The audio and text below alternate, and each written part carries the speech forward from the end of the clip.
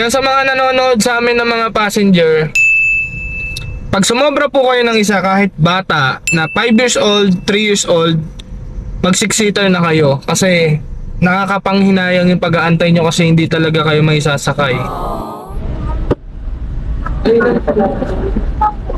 Wait lang. NANI?! Ma'am, over passenger kayo. Over passenger kayo. Over passenger. Dapat 6-seater yun siya. Bawal po yun yun sa amin. Baka mahuli tayo. Ang hindi. Cancel ko na lang. Bawal po kasi talaga eh. Pasahin ka na. Okay. Pero kanina okay na. Kanina okay daw. Ayan. Pwede ba yun? Yung sabi sa'yo kaninang okay. Papayag na over passenger nga eh.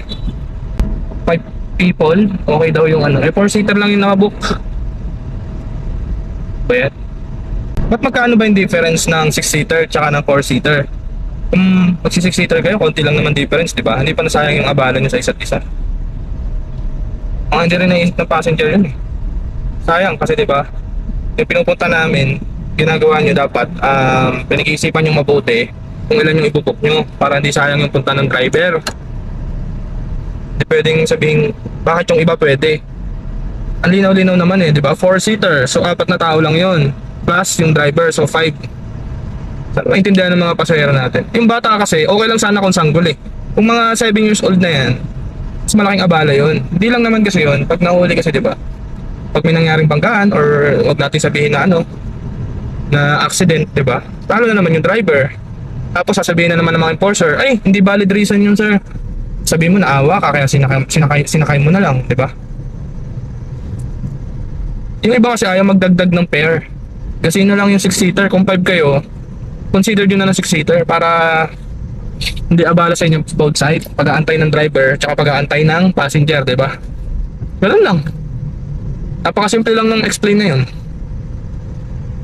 Kaya sa mga nanonood sa amin ng mga passenger, pag sumobra po kayo ng isa kahit bata na 5 years old, 3 years old, mag 6-seater na kayo kasi nakakapanghinayang yung pag-aantay nyo kasi hindi talaga kayo may sasakay. Then, yung pwede lang na alam kong sanggol na 5 kayo is yung sanggol talaga na siguro 2 years old, yung talagang hindi pa kayang umupo sa upuan.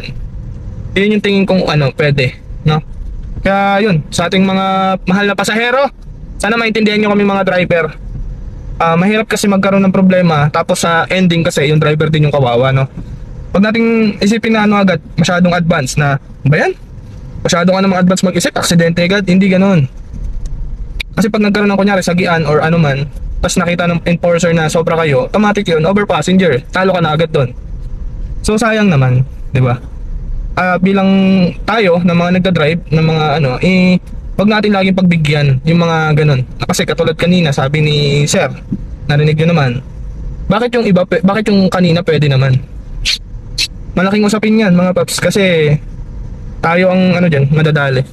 Ang mga pinagbibigyan siguro yung may pet, pero yung over passenger kasama talaga yan sa rules ng LTO, sa rules ng ano natin, ng insurance, diba? So yun lang mga paps, para sa akin yun yung pinaka the best.